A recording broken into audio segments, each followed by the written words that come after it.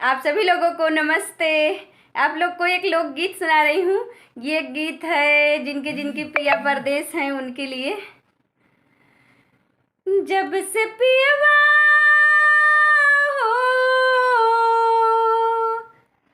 जब से पियवा गइल परदेस, जियरवा लागे ना। जब से पियवा गइल परदेस, जियरवा लागे ना। भइल पगले के जैसन भेस, जियरवा लागे ना। जब से पियवा गइल परदेस, जियरवा लागे ना।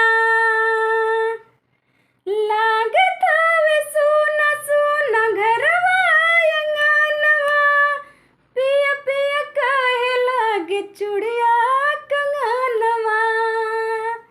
लागत हवे सुना सुना घरवा अंगनवा, पिया पिया कहे लागे चूड़िया कंगनवा। बहे नैना हो, बहे नैना से लोर हर रमेश, जियरवा लागे ना।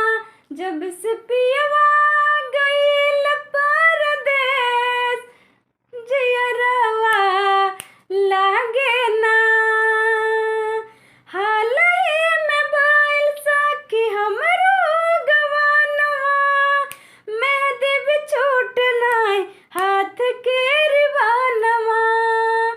हालही में भइल सखी हमरो गवनवा, मेहंदी भी छूट नाय हाथ के रिबनवा।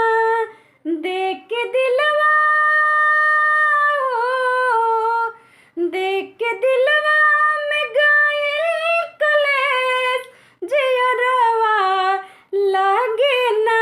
जब से पियवा हो, जब से पियवा गइल परदेस, जियरवा लागे ना। आप लोग बताइएगा कि लोकगीत कैसी है।